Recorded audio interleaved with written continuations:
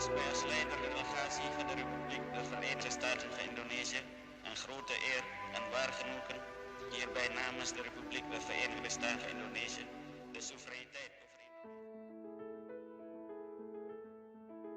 Beliau adalah Dr. Andes Haji Muhammad Hatta atau kerap disapa Bung Hatta, salah satu proklamator kemerdekaan Indonesia sekaligus wakil presiden pertama Indonesia. Lahir di Bukit Tinggi, tanggal 12 Agustus 1902, ia terkenal sebagai sosok yang jujur, sederhana, dan anti korupsi. Berikut adalah nilai-nilai berakhlak yang dapat diteladani dari sosok Bung Hatta.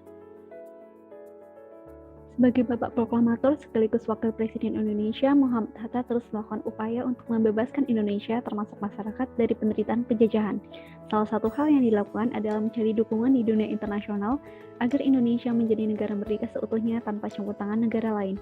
Usaha tersebut telah membuahkan hasil di mana akhirnya India bersedia membantu Indonesia dengan cara melakukan protes dan memberikan resolusi kepada PBB agar Belanda mendapatkan hukuman. Selain itu, beliau juga berhasil membuat Belanda mengakui kedaulatan Republik Indonesia pada saat memimpin delegasi dalam perundingan konferensi Meja Bundar. Hal tersebut menunjukkan bahwa sikap beliau untuk terus memberikan pelayanan yang maksimal bagi masyarakat Indonesia sehingga penderitaan yang dialami akan segera berakhir dan Indonesia menjadi negara merdeka yang diakui dunia. Muhammad Hatta merupakan salah satu proklamator yang mengemban tanggung jawab salah satunya keuangan negara dalam hal pengawasan dan pertanggungjawaban.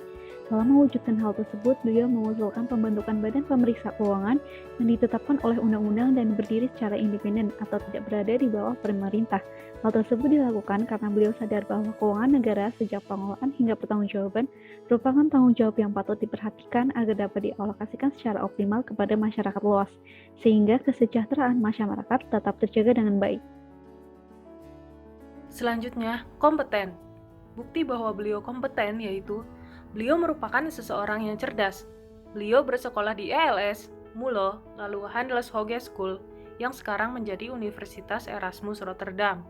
Kemudian, pada tahun 1923, beliau menjadi bendahara dan mengasuh majalah Hindia Putra, yang berganti nama menjadi Indonesia Merdeka. Pada tahun 1926, beliau menjadi pimpinan Perhimpunan Indonesia. Pada 9 Agustus 1945, beliau bersama I.R. Soekarno dan Rajiman diundang ke Dalat untuk dilantik sebagai Ketua dan Wakil Ketua PPKI.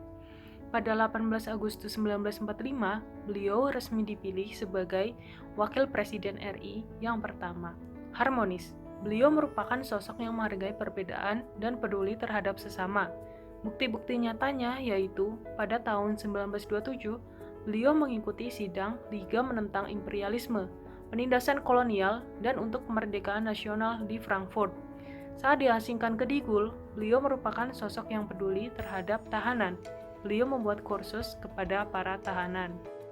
5. Loyal. Pada akhir tahun 1950, Indonesia terkena krisis keuangan sehingga diberlakukan sanering yang menyebabkan pemotongan nilai uang. Kebijakan ini diumumkan oleh Wakil Presiden Muhammad Hatta. Hal ini membuat istrinya marah karena tabungan yang dikumpulkan menjadi tidak ada artinya. Kemudian Muhammad Hatta memberikan penjelasan bahwa apabila saya mengatakannya terlebih dahulu, nanti pasti hal itu akan disampaikan kepada ibumu dan mungkin kawan dekat lainnya. Itu tidak baik. Kepentingan negara tidak ada sangkut pautnya dengan usaha memupuk kepentingan keluarga. Rahasia negara adalah tetap rahasia. Sungguh pun saya bisa percaya kepadamu, tapi rahasia ini tidak patut dibocorkan kepada siapapun. Biarlah kita rugi sedikit demi kepentingan seluruh negara. 6. Adaptif. Di saat perekonomian Indonesia masih dalam cengkraman pemerintah kolonial, Bung Hatta berinovasi membuat koperasi. Ia ingin agar usaha-usaha kecil dapat berkembang dan memiliki daya jual yang tinggi sehingga disalurkan melalui koperasi yang nantinya akan membangun perekonomian Indonesia dari bawah, sehingga beliau dijuluki sebagai Bapak Koperasi Indonesia. Kemudian beliau juga mengusulkan pemikiran tersebut kepada BPUPKI, sehingga tertampung dalam pasal 33 ayat 1 UUD 1945 yang berbunyi, perekonomian disusun sebagai usaha bersama atas asas demokrasi kekeluargaan. Kolaboratif. Bersama Insinyur Soekarno dan Ahmad Surbardjo, beliau menyusun naskah proklamasi di kediaman Laksamana Tadashi Maeda dengan konsep awal yang ditulis oleh Soekarno. Adapun isi dari teks proklamasi yang tersusun dari buah pemikiran Bung Karno, Muhammad Hatta, dan Ahmad Surbardjo. Selain merumuskan naskah, Bung Hatta juga menandatangani teks proklamasi bersama dengan Bung Karno. Sekian nilai-nilai berakhlak yang dapat diteladani dari sosok Bung Hatta. Semoga kita dapat terus melanjutkan semangatnya untuk membangun Indonesia yang satu, maju, dan makmur.